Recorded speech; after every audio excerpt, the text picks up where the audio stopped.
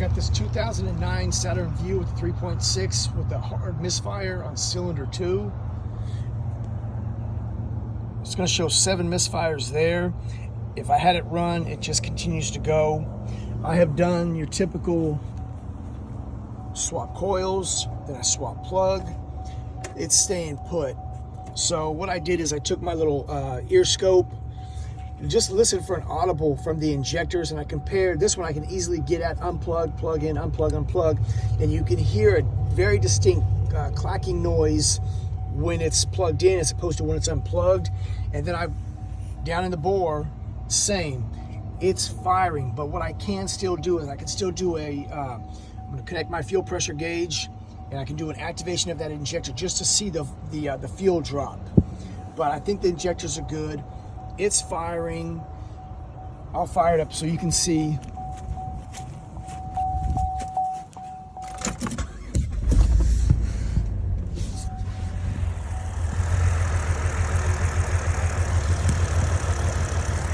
can see that.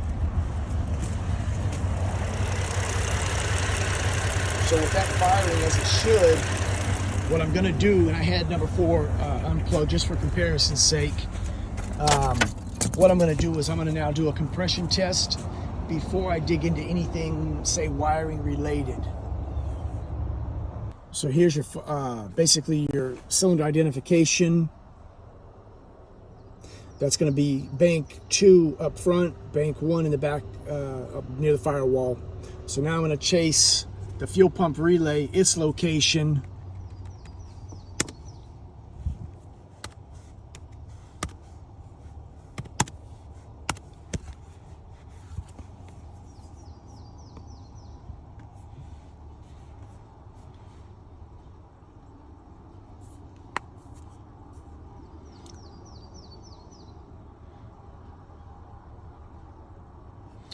I'm looking for it. So what I did is go into the diagram. I'm going to show you, sometimes I just look for the easiest way to deal with this, and that is a fuel pump flow control module. There's your, you call it low reference, and then there's a supply voltage to that fuel pump.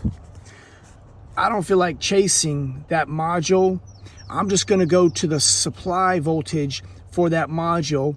Be positive. I highlight it.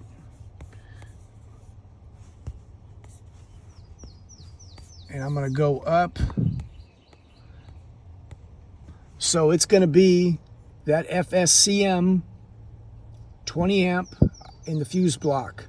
Now what would have been nice is if it actually had told me which one that was, but it doesn't. But then I have also this 10 amp. So if you can see that well. So 2 fuses. And so I'm in this here.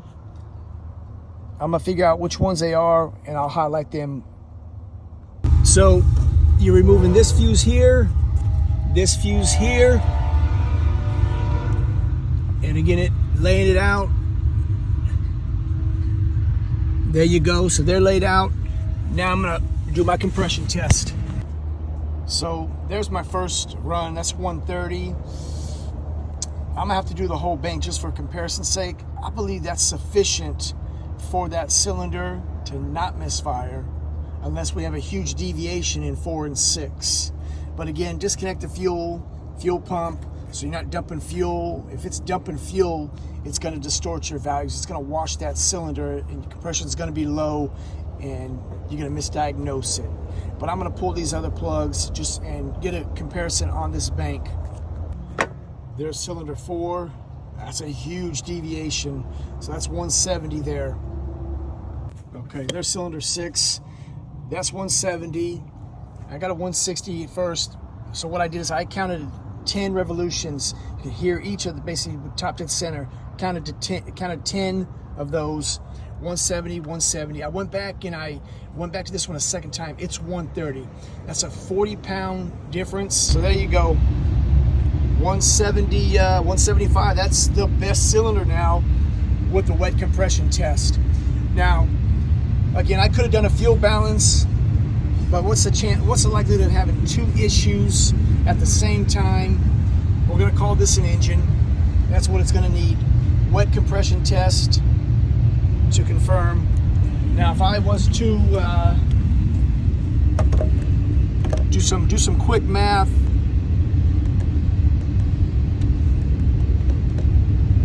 23.5, 23.6, whatever, is the deviation way outside of spec. So again, engine time. So give me a thumbs up, consider subscribing if this helped you out.